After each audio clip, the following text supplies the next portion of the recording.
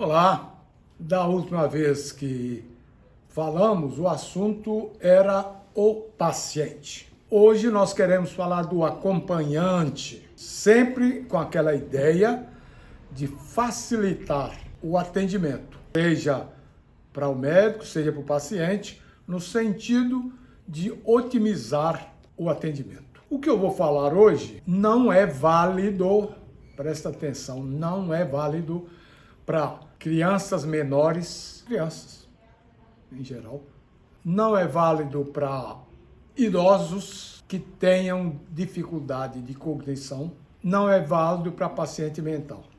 Agora, é preciso usar a inteligência. Um menino de 12 anos sabe tudo que precisa. Um homem de 60 anos já não é mais um inválido.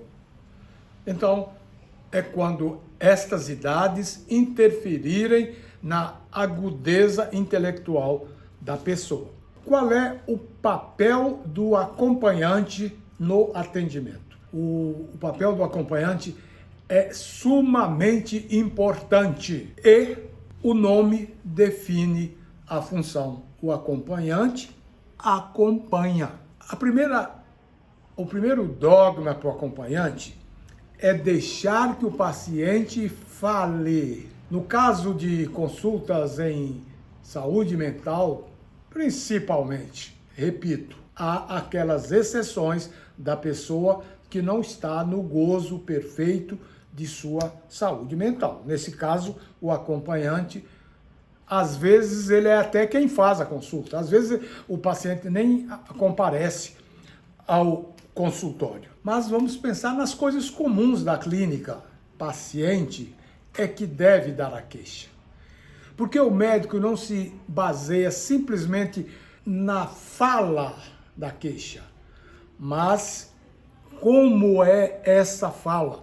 Olha, o que você está sentindo, seu Roberto? Aí a acompanhante responde, ele tem uma dor aqui no pé da barriga, doutor, aqui desse lado. Que diferença faz o paciente falar e o acompanhante falar? Uma diferença enorme. Porque o paciente, quando ele fala da dor, ele esboça um facies de sofrimento. Uma coisa é eu dizer, eu tenho uma dor aqui na barriga. Outra é eu tenho uma dor aqui, só. Entende? Então, por isso, quem deve falar é o paciente. Porque não é exatamente falar, é dizer. Outra coisa que o acompanhante não deve fazer, facilitar as coisas. Qual é o problema, seu Roberto? É uma dor aqui na barriga. Pois é, doutor. É uma dor que ele tem, mas é só do lado direito. Não tenta. Porque tem um ditado popular que é assim, quem geme é quem sente a dor, ou quem sabe a dor. Então, ninguém melhor do que ele mesmo para dizer o que é a dor, como é a dor dele. E o médico lê na forma dele se expressar, não apenas na fala. Não tenta facilitar também para o médico. Sabe, doutor, aqui estão os remédios que ele já usou. Eu vou adiantar aqui para o senhor. Não faça isso. Não faz porque você desvia o foco.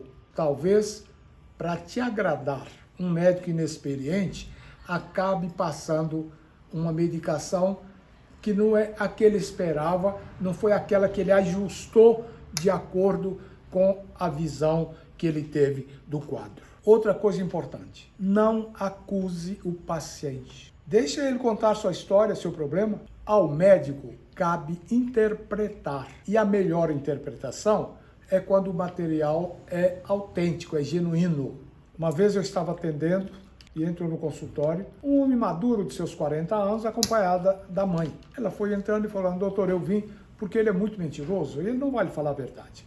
A verdade é que ele come de sobremesa 2 bandejinhas de Danoninho, ele come 20 bananas, ele come 2 dúzias de ovos. Eu fiquei esperando.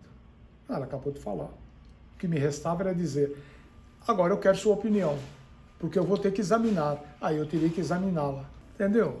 Quem dá a queixa é quem tem a queixa, porque é a queixa que vai levar o médico ao ponto da queixa. Então, o que o paciente pode fazer? Desculpa, eu vou tirar essa frase E vou colocar uma outra. Não mandar o médico pedir exames. Olha, doutor, essa mulher está com uma dor aqui do lado direito, eu acho que seria bom um ultrassom. Pode ser que fosse, mas com base na queixa, no diálogo que o paciente teve com o médico, pode ser que o ideal seja uma endoscopia, por exemplo. Os problemas que uma endoscopia vê, um ultrassom não vê e vice-versa. Ultrassom não vê úlcera de estômago, de duodeno. Endoscopia não vê cálculo de vesícula. E os sintomas podem ser os mesmos. Então, deixa o médico falar. O médico mais inexperiente tem 6 anos de hospital. Não, mas 6 anos de formado. Sim, mas hoje as escolas de medicina seguem um padrão chamado PBL, em que já no primeiro ano o médico entra, o estudante entra no hospital. E por menos que seja, como ele só faz aquilo, é óbvio que ele tem mais preparo para aquilo, tem mais objetividade para aquilo, do que a costureira, o alfaiate, o dono de casa, o pedreiro. Então, deixa que os dois resolvam a questão. Outra coisa importante, não comentar. Olha, doutor, essa dor aí, nem pensar em diclofenaco. Ele já tomou diclofenaco, nimesulida, corticoide e tal. Não adianta, já tomou de tudo.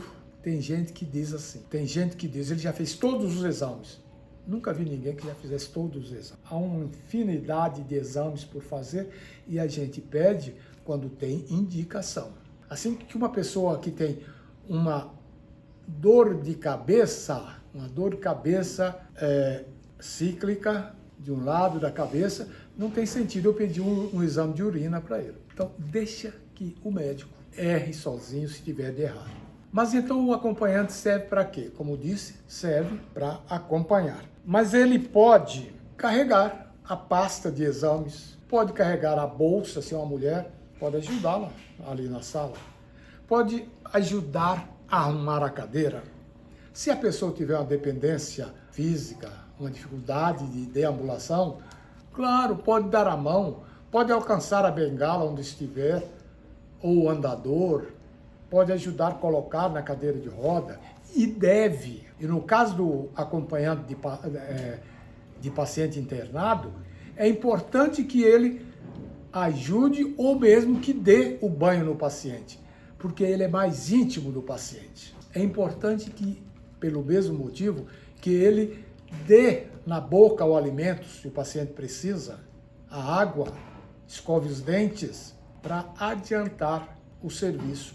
Agora, não toma da mão da enfermeira a injeção, porque você tem um jeito que dá, não adianta. Ela está ali porque foi credenciada para isso, ela foi empregada para isso. Esse é o trabalho dela. Então, eu pretendo ajudar, desenvolver a questão do atendimento.